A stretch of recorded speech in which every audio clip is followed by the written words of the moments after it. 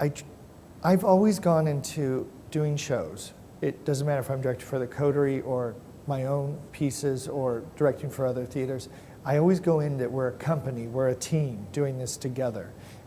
Everybody's voice is important. An actor may come up with an idea or a thought. I try to make the first week, there is breaks in it. I also make sure that we do events together. We may go all out together to a restaurant. We may throw on all our costumes that we have and walk down through First Friday and hand out flyers. A bonding, once you get a group bonded together, they will leap off the cliff together. And you've got to do that to make good theater. Everyone needs to hold hands and leap.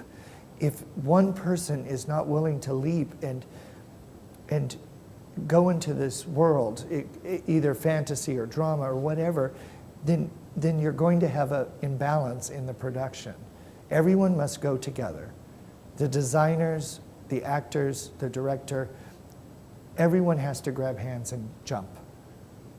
I don't believe in monologues. I never want to watch an actor do a monologue in front of me.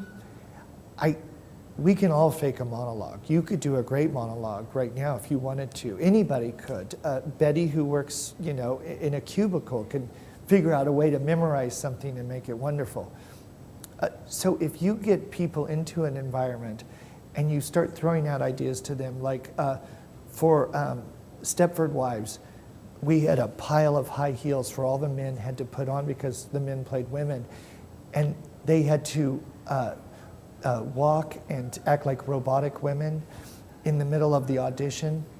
For Spooky Dog, we had them take improv right there. They had to pick a celebrity, get advice, everything, and build a scene as the character they're auditioning for.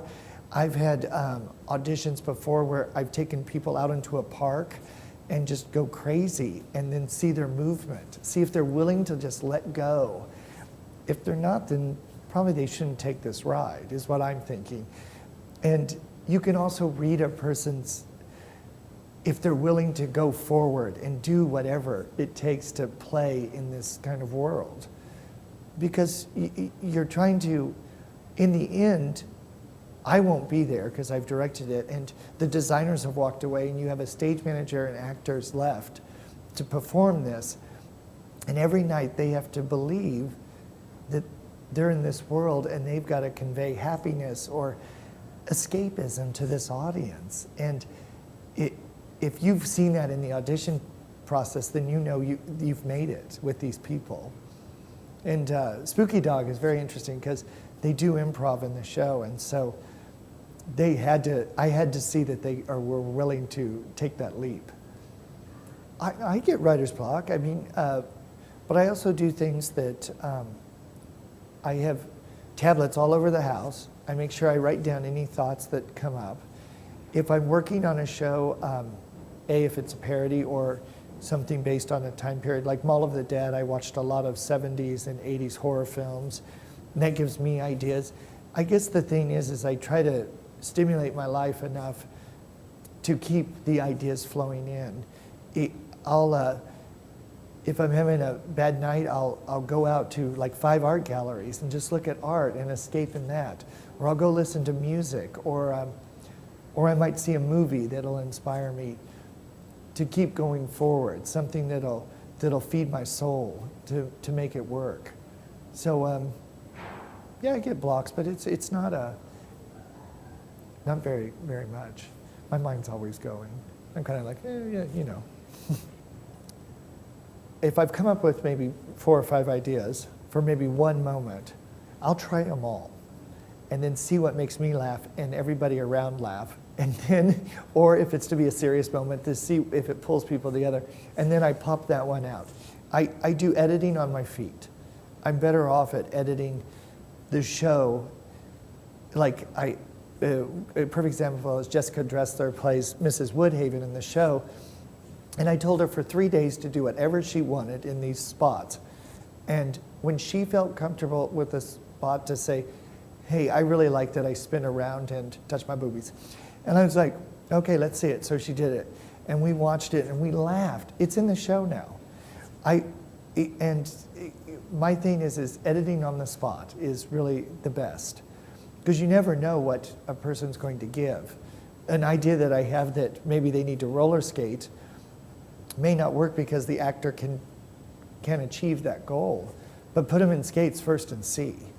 Then it might be really funny, which was with Matt in Mall of the Dead. You know, okay, you're in roller skates. No, my process has not changed. I've always been of the moment, playful, having fun, and then figure out a way to focus it all in and get to that opening night. I've always been that way, and I'm that way as an actor too. I try to give a director as much as possible, and then they'll edit out and tell me what they want to see, and then I try to bring it all in so that it's a confined piece by the time that we get to opening night. So my process has never changed, which is interesting now that I think about it, because I've been doing it for a while. But I realize now that when I was younger, I always wanted it to be for money or for fame, and I realize now that that's not what feeds my soul. My passion is to be up on that stage and hear applause. I should have never thought that in the beginning. I should have just been a person, and I think I would have enjoyed my younger life. You know, scrambling to try to get the next role, now I pick roles and direct and do things that make me happy at night, to sit at home and drink my rum and Coke and just sit there and go, I'm happy that I've put that out into the world. It's interesting. Maybe it's because I'm getting older, I realize that. I try to tell people in theater, you've got to be doing this because there's a passion or a belief in it. And it's a dream of mine. It's always been a dream of mine since I was very little. I wanted to be in this world. Something about this is magical. People should always pursue their dreams. I have several friends that work in cubicles now, and they've worked there for 20 years, and they're so unhappy. And I'd say, why? Why do it? And they're like, well, I need the money. I have to pay this and this. And I'm like, well, if you follow your dream, can you not achieve those goals? I moved into a less expensive home. We bought a house, John and I, a beat-up old Victorian, so that our house payments were $400 a month. I've learned how to cook noodles and top ramen. And really have a good time with it. I don't have a cell phone. And I'm the happiest I've ever been in my life. I wake up each day and I take a deep breath and I'm happy. I can't imagine people not pursuing something that makes them happy. There's a way, there always is a way. If you want to start a small business, there's money out there, there's people that'll help you. I'm always inspired and impressed when people do follow their dreams and do their things. Peggy Nolan's a perfect example. She knew how to sew lycra clothes. And she was working a corporate job, and she was an artist, and she was like, and one day she got a little storefront down by YJ's, started selling one piece of lycra a week. And she figured out that she had to live in one room, and she got herself on the web. Now she has a shop in Germany. She's done Lady Gaga's clothes. She has a shop in Japan. She's living her dream. She stopped all that other stuff and just focused on what really feeds her. And I think it's so important. Though, don't get me wrong, I think we need all the other people in the world.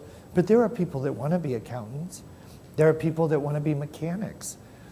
And let them follow that. But if that's not what you want to do, then you need to do what you want.